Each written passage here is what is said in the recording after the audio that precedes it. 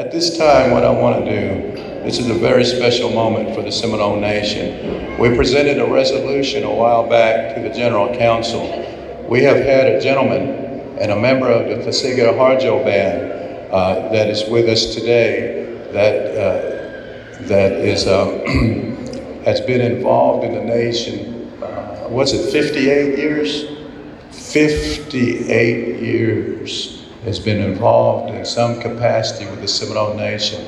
The only one that still remains of the original Constitution makeup when the Constitution was being made back in the 1960s. What the council did just a few weeks ago, they voted to be able to name one of the buildings here at the Miccosukee Mission in his honor. And I'm honored to know that he helped start the court system of the Seminole Nation of Oklahoma back in 2011. And now we're a full-blown tribal court with both district judges and Supreme Court, and continue to improve it. Yes, there are improvements that still remain, and we'll continue to strive for excellence and continue improvements within the Seminole Nation in all areas. But at this time, I want you to make welcome, as he stands and be recognized at this time, William Wantlin, Judge, Supreme Court Justice William Wantlin. Hey, we're privileged to be able to have his son here. His son, they're both Fasiga Harjo Band members, and we're glad to have him here today. But Tim Wantlin, the son of William Wantlin, Bill Wantlin as we know him, obviously. He, as Judge Wantlin retired from the Supreme Court of the Seminole Nation, Tim stepped up and said, if the Seminole Nation would have me, then I would like to be nominated for the Supreme Court justice. Both attorneys, practicing attorneys, respected attorneys throughout many, many years. Mr. Tim Wantlin, the son of Bill Wantlin's here as well. And Tim, if you would, I'm going to unveil that, and then you read what's there in honor of Supreme Court Justice William Wantlin and your daddy, okay? When somebody works for your well-being, and when someone works for the good cause of the Seminole Nation and the area of our legal areas, we want to honor those 58 years. One more time, 58 years he has served the Seminole Nation in that capacity. And I'm gonna hand this over, and you can reveal it to your father here in just a moment, but feel free to read that in the same capacity that it's written. Well, first of all, I'd like to thank Chief Johnson, Assistant Chief Palmer, the council, and the band chiefs. This is a truly great honor for our family as well as personally for my dad, as you know. And like Chief Johnson, when I was a young kid, I played in the ruins up there when we had events out here. So I've been coming here for at least 58 of those years as well with my dad. But I'm going to read to you the plaque now. And it says, William Charles Wantlin, Seminole Nation of Oklahoma, Tuskegee Harjo Band. Chief Justice of the Supreme Court of the Seminole Nation, 2011 to 2016, and again 2022 to 2023. Attorney General of the Seminole Nation of Oklahoma, 1971 to 1977. Attorney for the Constitutional Committee for the Seminole Nation. That Constitution was ratified in 1969. CFR Judge, Appellate Court, 2005-2011. Native American Rights Fund Advisory Board, 2000 till present. Oklahoma Indian Rights Association Executive Director, 1974-1977. Bishop of the Diocese of Eau Claire, Wisconsin, Episcopal, 1980 to 1999. Interim Bishop, Navajo Land Reservation, Arizona, 1980 to 1999. Interim Bishop, Diocese of Dallas, Texas, 2000-2004. Assistant Bishop, Diocese of Fort Worth, 2002-2019. Adjunct Professor of Law, University of Oklahoma, 1968 to 1978. member of Bishop and Waltland Attorneys at Law, 1964 to 1977, municipal judge of Kanawha, Oklahoma, 1969, municipal judge of Seminole, Oklahoma, 1970 to 1977, president of the City Council of Seminole, Oklahoma. It has been said a good deed is the best prayer. Alice Brown Davis, principal chief of the Seminole Nation of Oklahoma, 1922 to 1935. William C. Watland, throughout his life, has served as fellow man, but especially the citizens of the Seminole Nation of Oklahoma. Just by Timothy Watland, Justice of the Supreme Court of the Seminole Nation, dated September 16th, in the year of our Lord 2023, Chief Lewis Johnson and Assistant Chief Brian Palmer. So I want to thank you again, and this is a very proud moment for all of us, and especially for those of us in the legal system who know how tireless he worked to get some of the things done, and like Chief said, it's an ongoing process. So thank you all very much. Mado.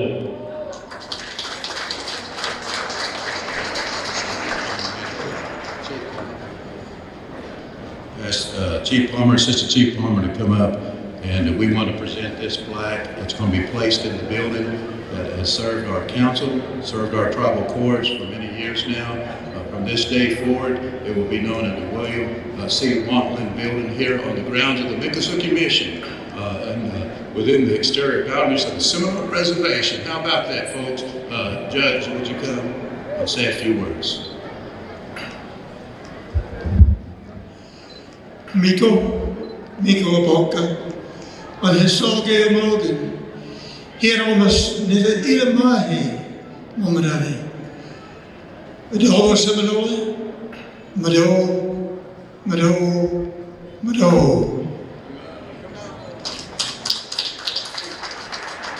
One more time, come on, William C. Watland. I'm going to try to get us back on schedule here, but I do want to expound just a little bit. The state of the Seminole Nation as well. The state of the Seminole Nation is now beginning to be on an upward projection that I believe that is governed by the sovereignty of the Almighty. When I first came in as the Assistant Chief of the Seminole Nation in 2013, that following day after I had been elected back then as Assistant Chief, I walked the Oklahoma River, known as the North Canadian River, where all that development is going on there in Oklahoma City. And I asked the Almighty, Creator God, I said, when is it the Seminole Nation's turn? When is it our turn? I pray that your blessings be upon us. And you know, over the course of the last few years, we begin to see true reconciliation taking place in the hearts of our people. We have begun to see true resolve and resolution with one another. And as we begin to see that, we begin to see the hands of God Himself, the Creator of all heaven and earth, begin to pour out His blessings upon us. I continue to believe that will happen. We continue to strive to expand not only our land base here in the Seminole Nation, but we extend to try to extend our area of interest of the Seminole Nation of Oklahoma. We are further along than we have ever been, and many people have talked about it. But your chief has visited with the Assistant Secretary of Indian Affairs. We have visited with senators in Congress. And we have went before the Senate Committee on Indian Affairs, speaking not as a novice, but speaking with authority and articulately speaking on behalf of the Seminole Nation of Oklahoma. And we are further forward and getting back to the initial reservation that will expand our economic opportunities for the Seminole Nation. We heard word from Washington only about 3 weeks ago, and we're going to continue to have that dialogue and that correspondence with D.C. When we are speaking with the decision makers of Washington, I shared with you when I was first running for the principal chief that it must take someone who can navigate the waters at all levels.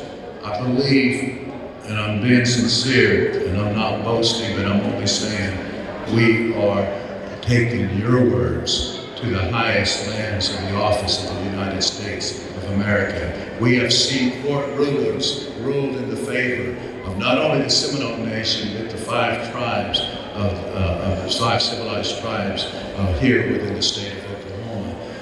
We have great historians. I see the band chief, Rodney Factor, out there also, and he has been instrumental in our private talks about not only treaties, but also what our elders have believed true. And one of the cases that have just went through and one at the federal ruling was Hooper versus the city of Tulsa. And we believe that because our elders said so. And now it's in fruition. Sometimes you got to take back what you already know what's yours and go through the legal system to get it enforced. And once that was done, both Rodney and I appeared in the municipal court of the city of Seminole.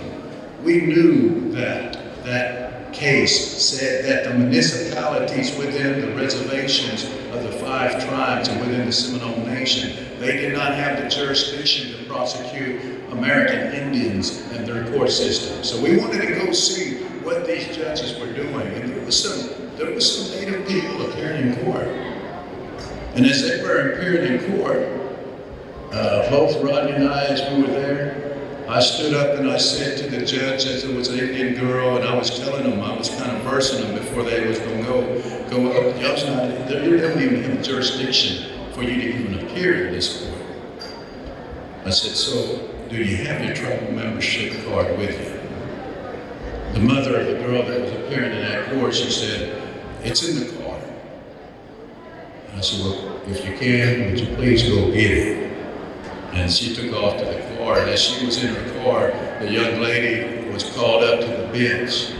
And I saw how she didn't really know what she was going to say before that municipal judge. I stood as your principal chief of the Seminole Nation. He could have told me to quiet it down, you don't have permission to speak in this court. But I said, I am the principal chief of the Seminole Nation of Oklahoma. I am the president of the Intertribal Council of the five civilized tribes, and that's all I had to say. He said, young lady, do you have your tribal membership card? And her mama come running in from the back of that building. She had that card. It was like she done won the lotto. She said, I got it. And every case from that point on, and Rodney spoke for the well-being of our people that day as well. And it was a good day because we, the Seminole leadership, band chiefs, council representatives, executive office, we must stand in the gap for our people whenever we know that there are wrongs being done, and we know that the law is on our side.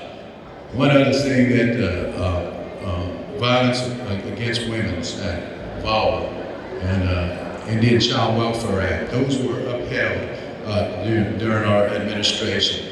And a lot of times you don't see me particularly as your chief. I'm not a Mr. Pictures kind of guy. I don't go out and try to get in every picture and have the headlines of the newspapers. I got to work in the background within these other tribes. But when certain groups come to Indian country and they begin to shoot ideas that we know are wrong, they're not right. It don't matter who's sitting across from us. We have mutual respect for the leadership of the United States of America.